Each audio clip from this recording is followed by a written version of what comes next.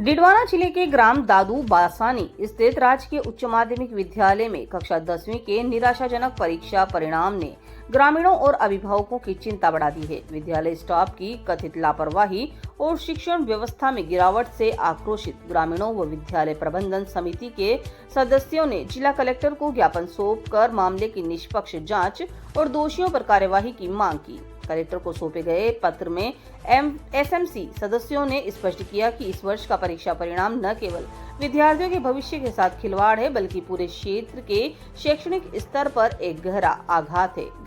ग्रामीणों का आरोप है कि विद्यालय प्रशासन और शिक्षण स्टाफ ने पूरे सत्र के दौरान अपने कर्तव्यों के प्रति भारी उदासीनता बरती है। ज्ञापन में ग्रामीणों ने विद्यालय की कार्यप्रणाली पर निम्नलिखित गंभीर सवाल उठाए। परीक्षा से पहले मुख्य विषयों का पाठ्यक्रम समय पर पूरा नहीं करवाया गया। डिडवाना से संवाददाता मोहम्मद साकिर की खास रिपोर्ट। 10th क्लास का रिजल्ट आया है राजकीय उच्च माध्यमिक विद्यालय दादू बासनी। उसका रिजल्ट बाकी डिडवाना की सारी स्कूलों से कमजोर है और आज हम जो अभिभावक हैं 3-4 स्कूल गए, सर को बोला कि सर रिजल्ट बहुत ख़राब है, निराशाजनक है, इस पर विचार करें। तो वहाँ जो टीचर हैं उन्होंने हमारे साथ गलत व्यवहार किया और कहा ये रिजल्ट है ना ठीक है, हंसी मजाक चल रही थी, बोल रहे थे रिजल्ट तो ठीक है।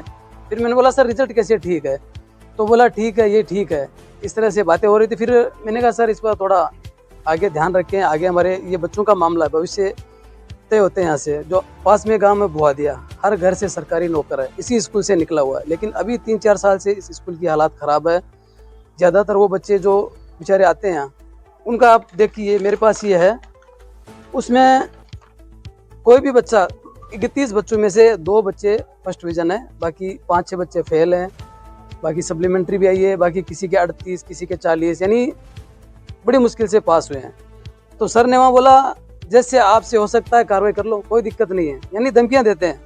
वहाँ गए तो बोला आप स्कूल में आते हो बिना पूछे, हम आप पर कार्रवाई कर देंगे। तो सर हमारे बच्चे हैं वहाँ, हमें ये संविधान इजाज़त देता है हम वहाँ जाएँ, हमारे बच्चों की देखभाल करें, क्या चल रहा है क्या नहीं चल रहा है। हमें डराया जाता है वहाँ कि आप पर कार्रवाई हो जाएगी, कार्रवाई कर देंगे। तो अगर बच्चों का भविष्य खराब होता है और हम स्कूल में जाएँ देखेंगे, अगर कार्रवाई होती है तो हमें मंजूर है, लेकिन हमारे बच्चों के साथ जो खिलवाड़ हो रहा है वो हमें बिल्कुल बर्दाश्त नहीं है। इसलिए हम अब जिला कलेक्टर साहब के पास आए हैं और स्कूल में 2 गुट बने हुए हैं, इसी वजह से बच्चों के साथ गलत हो रहा है।